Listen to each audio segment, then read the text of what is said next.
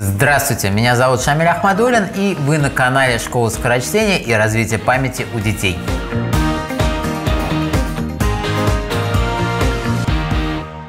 В этой программе «Учимся учиться» я отвечаю на видеовопросы родителей, взволнованных будущим своих детей. И у меня следующий вопрос от Марии. Здравствуйте, Шамиль Тагирович. Меня зовут Вакутина Мария Владимировна. Я из города Ижевск. У моей дочери Ксении, ученицы 3 класса, проблема. Она читает, но никак не может научиться пересказывать. Подскажите, может быть, существуют какие-то эффективные методы, чтобы научиться пересказывать?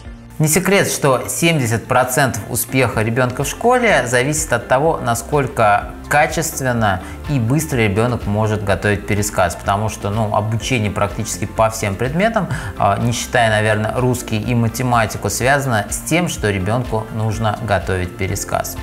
Пересказы можно разделить на два больших блока. Это пересказы художественных текстов и пересказы таких параграфов по биологии, истории окружающего мира. Мы связались с Марией и уточнили ее вопрос. Он касается параграфов именно по окружающему миру.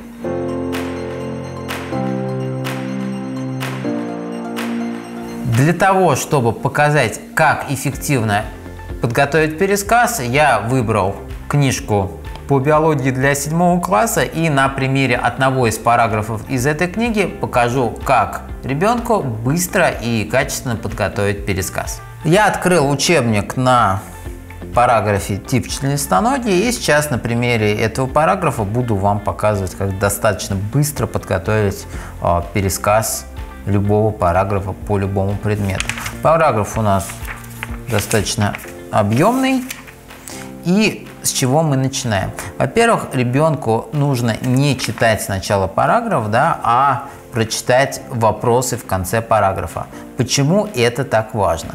Потому что вопросы содержат в себе основной смысл параграфа. То есть, если ребенок будет просто читать с нуля, то он обратит фокус своего внимания на какие-то вещи, которые не важны. Прочитав вопросы, мы настраиваем свой мозг на то, чтобы искать в тексте именно ответы на эти вопросы. После того, как мы прочитали текст, мы выделяем общие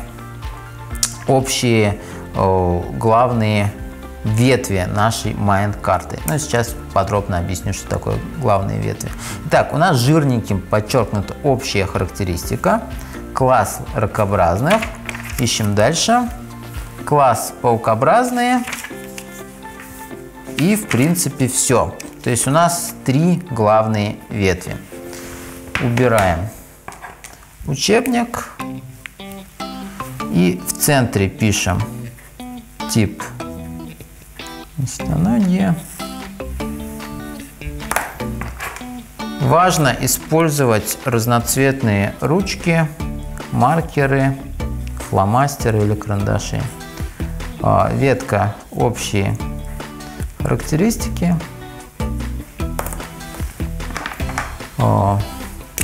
Дальше у нас есть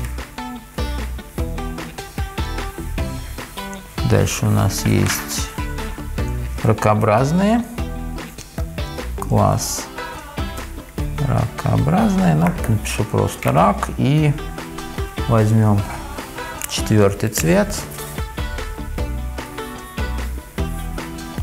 Паукообразные, То есть можно нам нарисовать паучка с 8 ножками. Даже если ребенок не умеет нормально рисовать, так как я, тоже не умею нормально рисовать, то просто рисуем вот такого страшненького паучка.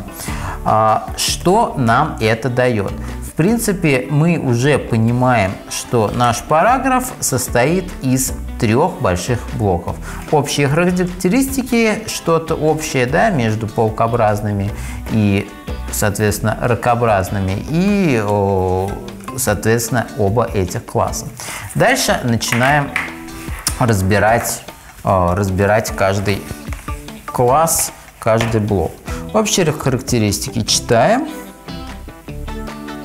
Вот узнаем, что наружный покров покрыт хитином.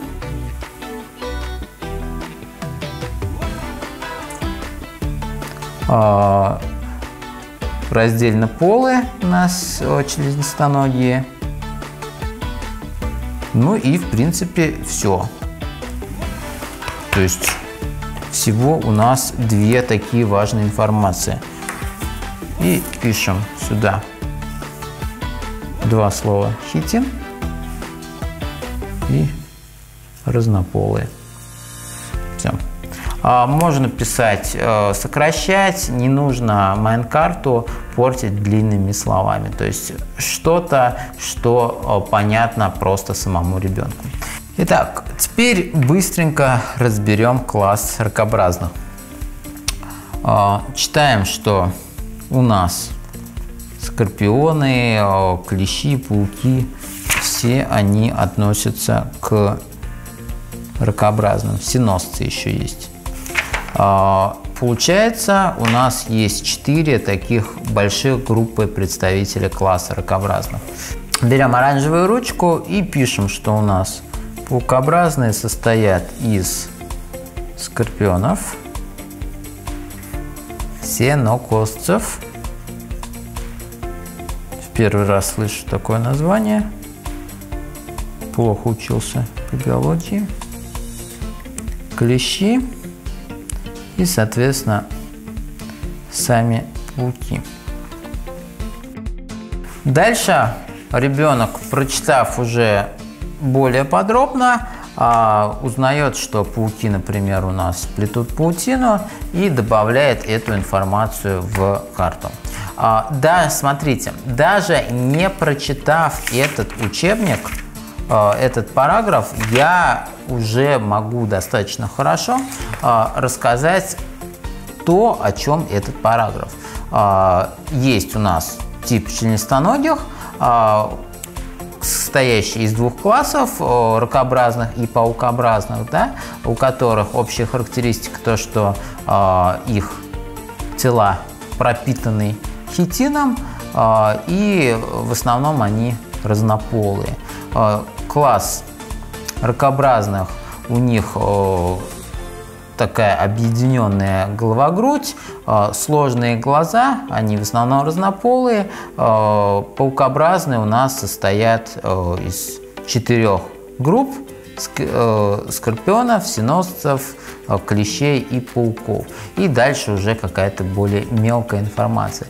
То есть буквально нескольких минут хватило для того, чтобы общую суть параграфа понять. До такого уровня пересказа, который сделал я сейчас, ребенок будет готов только после 4-5 прочтений и получаса или даже часа подготовки. А в действительности с помощью такого простого метода можно подготовить параграф значительно быстрее. Сейчас я рекомендую поставить видео на паузу, открутить его до того момента, когда я объяснял, как правильно структурировать параграф, и пригласить своего ребенка к экрану, чтобы он освоил метод, как достаточно быстро, всего за несколько минут, подготовить пересказ любого параграфа. Мария, спасибо вам за ваш вопрос. Надеюсь, мой ответ на ваш вопрос поможет вашему ребенку лучше готовить пересказы. Ну а с вами, дорогие зрители, я прощаюсь. Присылайте свои видео-вопросы на нашу электронную почту вопрос@turborit.ru, а я, Шамиль Ахмадуллин, буду на эти вопросы отвечать. Спасибо за внимание, успехов в учебе, пока-пока.